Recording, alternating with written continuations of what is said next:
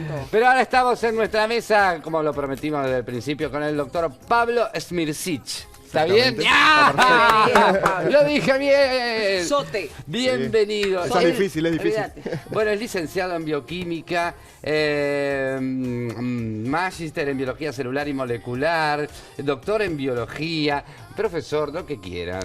Un capo, en definitiva. Bienvenido. Impresionante, Pablo. representando al Clemente Estables Sí, señor. hoy, que es donde trabaja en el departamento de genómica. Exactamente. Ay, Y hoy nos viene a hablar de algo muy particular, de algo que muchos no conocemos, por eso le vamos a pedir a Pablo en el día de hoy que nos cuente acá en Día a Día, Exacto. para toda la familia Día, ¿qué es la bioinformática?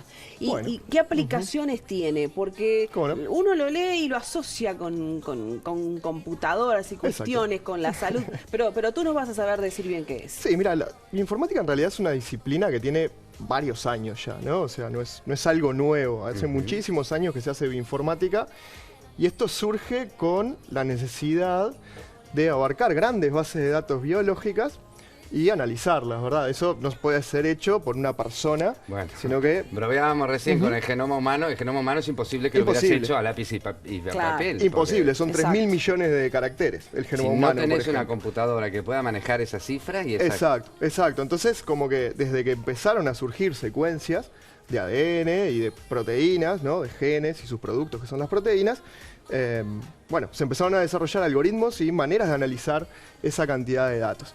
Pero claro, en los últimos años, ya sea por el desarrollo de la propia informática, ¿no? Que cada vez Sí, es sí. más potente y más Sí. frecuente, como también el propio desarrollo de metodologías en biología que generan cantidades gigantescas de datos, y esto no ocurrió hace tanto, ¿sí? Se hizo como que realmente Imprescindible. sin duda que sí, porque hubo una revolución muy, muy grande en este tema alrededor del 2005, entre 2005 y 2010, cuando se desarrolló unas tecnologías en particular que nos permite secuenciar ácidos nucleicos de una manera antes absolutamente, que era de ciencia ficción, digamos, ¿no? Qué bueno. Claro, porque uno se imagina el biólogo y se imagina el biólogo con un tubo de ensayo y ¿me Exacto, explico? la Exactamente, probeta, esas exactamente. Ahora, cuestiones. todos esos datos que saque de lo que junta en esos tubos, lo tiene que registrar en algún lugar. Claro. Y la suma de esos registros son los que pueden dar estadísticas y así, etcétera, etcétera. Exactamente, y un bioinformático tiene que saber, por supuesto, de biología, tiene que saber algo de informática y tiene que saber también de estadística, porque, digamos, eso como son las tres patas grandes de la disciplina, aunque tal vez no todos nos especializamos y somos expertos en las tres cosas, tenemos que por lo menos manejar el lenguaje de las tres, dependiendo de tu área de origen. Después, en lo que sos experto. Yo, por ejemplo, soy, como tú dijiste, hice posgrados en biología molecular y después me fui interesando por la bioinformática y tuve que aprender algo de estadística, algo de informática, pero sin duda que mi fuerte sigue siendo la biología molecular. Claro. Entonces, es un área que da, eso hace que dé mucho pie a la interdisciplina. Eso es algo muy, muy lindo de esto, porque uno interacciona con ingenieros, interacciona con estadísticos, ¿verdad? Podemos decir, por ejemplo, que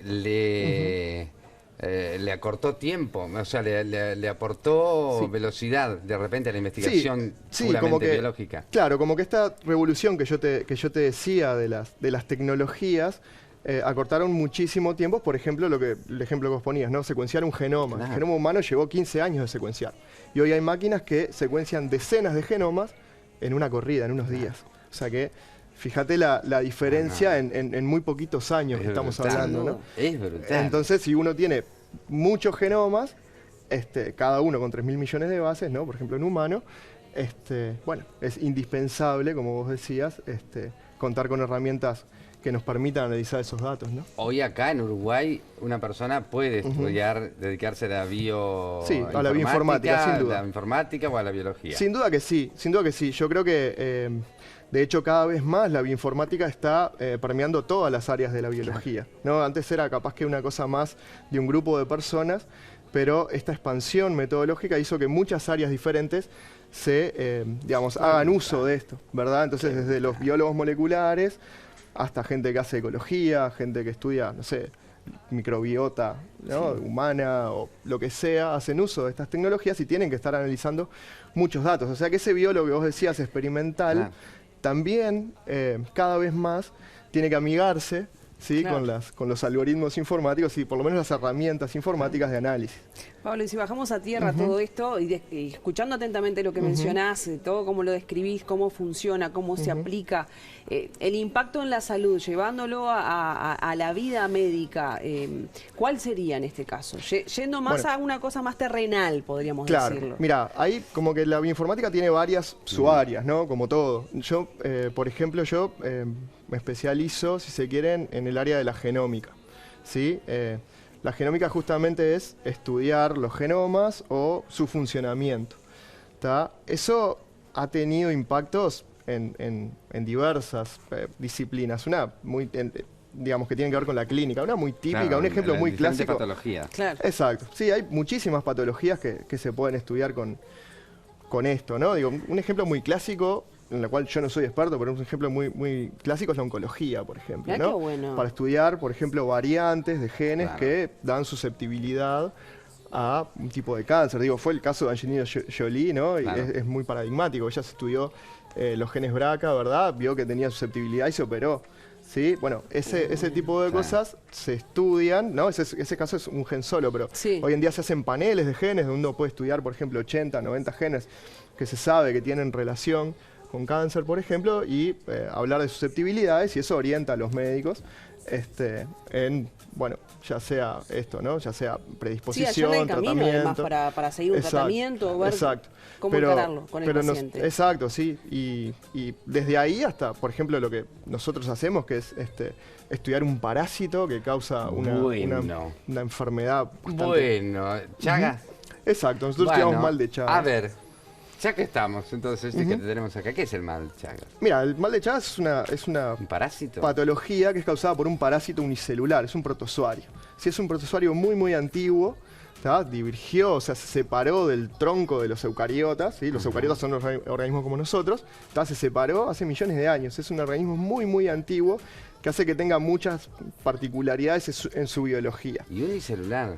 Sí, es unicelular, esto te lo transmite la vinchuca, la famosa vinchuca. Sí. No sé si recuerdan antes, digamos, yo cuando era chico había muchos carteles con la vinchuca enseñándonos qué era, ¿verdad? Porque ahí estaba... negro, grandote. Sí, exacto. Sí, ahí va. Ahí va ese insecto que en ese momento había una campaña muy fuerte para erradicar el insecto, ¿verdad? Porque como se transmite a partir del insecto, si vos cortás la transmisión, ¿no? O sea, básicamente si fumigás y matás los insectos, no cortás la transmisión desde el insecto hacia las personas. De todos modos, esto sigue siendo, en Uruguay se logró, pero en Latinoamérica sigue siendo un problema gigante de salud pública. Hay millones de personas que tienen esta patología, que además es la gente más vulnerable, ¿no? Esta es una patología de las regiones más pobres. Y bueno, eso, digamos, genera problemas la propia patología, se genera problemas el acceso a la salud, a los sistemas de salud de esa gente, ¿no? Cuando tenés el parásito. El parásito, ¿tiene cura? ¿Tiene solución? Mira, cuando tú te infectas, tú te das cuenta, ¿sí? Que te infectaste, allí hay tratamientos. Eso se llama la fase aguda de la enfermedad, que son las primeras semanas, ¿sí? Días, semanas. Entonces, allí hay tratamientos que te pueden curar. El problema es que esa fase muchas veces pasa desapercibida. Claro, a veces tienes síntomas, tipo fiebre, ese tipo de cosas, pero a veces no te das ni cuenta, y puede pasar como un resfrío, como una enfermedad cualquiera. Y ahí pasás a una fase que ya los tratamientos son mucho más difíciles, la efectividad de las drogas son mucho menores. Y además las drogas que se utilizan tienen muchísimos efectos secundarios, lo cual hace que los tratamientos muchas veces ni siquiera puedan ser continuados. Hay que cortar el tratamiento, no se termina el tratamiento porque... Para que no termine siendo nocivo para la persona. Exacto, porque son drogas muy tóxicas. Claro. Digo, si se administran, son más las ventajas que las desventajas que tienen, pero en algunos pacientes hay que cortar el tratamiento y eso hace que no pueda ser curado. E incluso si se termina el tratamiento, la efectividad no es del 100%. O sea que tú a los años de haberte infectado puedes tener problemas cardíacos, por ejemplo, ¿sí? Incluso, obviamente, te puedes morir de ese tipo de Pero también podés vivir cardíacas. 40 años con el mal de Chagas. Podés vivir muchos años infectado, ¿sí? Podés vivir muchos años infectado, lo que pasa que en un porcentaje alto, tipo 30-40% de los pacientes, derivan estas patologías que pueden provocar la muerte. Claro, no morís por el mal o no te agravás, pero sí podés tener patologías colaterales. Lo que estimo, por lo que decís, que la gente que lo toma, que se da cuenta en ese primer periodo y que se atiende, es muy reducido. Sí, en general sí, entonces ese es el problema y de hecho la Organización Mundial de la Salud califica esta enfermedad como una enfermedad desatendida, ¿tá? Es una enfermedad tropical desatendida, lo que quiere decir que, básicamente quiere decir que hay que prestarle más atención, ¿sí? A nivel mundial. ¿Nosotros pudimos erradicarla de Uruguay?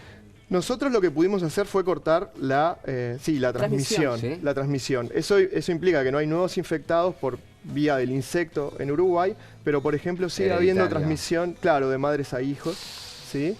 Eso sigue existiendo, entonces todavía hay pacientes y sin contar obviamente los pacientes que ingresan al país. Y cuando el niño nace con una madre, por ejemplo, con el mal de Chad, se lo testea. Cuando nace, pero es ese periodo... Sí, ahí se puede atender. Ahí se puede tratar, Ay, puede ser tratado. Eso. Por suerte eso se puede ser tratado, sí, pero de hecho yo estuve hace un tiempo en una charla donde los epidemiólogos hablaban de este problema y nos decían que incluso al día de hoy siguen naciendo pacientes con Chagas de segunda generación. O sea, cuyos infectados fueron las abuelas que se lo transmitieron a los hijos y las madres se lo transmiten a las generaciones que están naciendo. Es que si hay algo que nosotros pudimos hacer, no lo pueden hacer los demás países de América, es increíble. Sí, yo creo que probablemente tenga que ver también con nuestra... La desatención. Con el tamaño. Con la desatención y con el tamaño, claro. Yo creo que debe ser mucho más difícil acceder a un pueblo en una zona montañosa. Claro, no podés fumigar todo Brasil. Claro, es mucho más complejo. Acá porque no tenemos ni selva. Sí, si realmente no se da la atención científica que amerita un mal de estas características, tampoco lo vas a erradicar. Porque...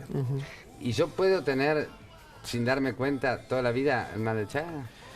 Se te va a testear, si por ejemplo donaste sangre, se testea, en los paneles es una de las cosas que se testea. ¿Y si no? Y si no... No te vas a enterar. No te vas a enterar. Lo que pasa es que si Carnet tuviste en de ambientes... salud no te enterás. Hasta donde yo sé no. Hasta donde yo sé claro, no. por eso no se transmite en segundas generaciones, seguramente hay muchos de los casos, porque no te enterás de que lo tenés. Realmente el carnet de salud habría que verificar si lo testean, yo creo que no. Yo creo que no es Sí, en el carnet de salud hay muchas cosas que tendrían que hacer que no hacemos. Posiblemente. Pero tendría que ser un buen carnet de salud. En las donaciones de sangre sin duda, porque incluso ha habido problemas de inmigrantes latinoamericanos que han ido a otros países hace muchos años, ¿no? Han donado sangre y han infectado a través de los... Porque claro, como no son regiones endémicas, no testeaban los bancos de sangre y infectaron gente a partir de las transmisiones, de las transfusiones. Pablo, ha sido un placer enorme tenerte acá y empezar a desasnarnos, a ver que vamos a tener además la visita de ustedes una vez por mes por lo menos, con diferentes temáticas y que además creo que son cosas que le pueden despertar a la gente interés por estudiar determinadas cosas que de verdad no tenemos ni idea que existen. Sí, yo creo cada que vez que hablo con la gente de Clemente y me cuentan las cosas que estudian, entonces digo, bueno, si esto tuviera difusión, sería importantísimo. Sí, además es increíble que justamente que a nosotros nos suenen patologías que digamos, son características de otros lugares y no nos suenen patologías que son de nuestra región, ¿no? Por eso justamente es otro de los motivos por los cuales son desatendidas, ¿no? Que no se habla lo suficiente. Sin duda, la pandemia los posicionó donde tenían que estar toda la comunidad científica. No desaprovechemos esa oportunidad, hagamos visibles las cosas que se hacen en el país. Gracias, Pablo, por hoy. Muchísimas gracias a ustedes por invitarme. Absolutamente, porque además también, como siempre decimos, que en este país levantás una baldosa y salen un par de músicos, porque es así. También te diré que salen un par de científicos que nos dejan muy bien parados en el mundo, además, porque no suelen recalar acá solamente. Démosle el valor que amerita, porque si no se nos van. Bueno, sí, no, claro. Sin duda. Necesitamos ahora, más y que se quede. Pero las tecnologías ahora también permiten estar allá y acá. Por suerte. Por suerte. Gracias, Muchas gracias, Pablo. Yo también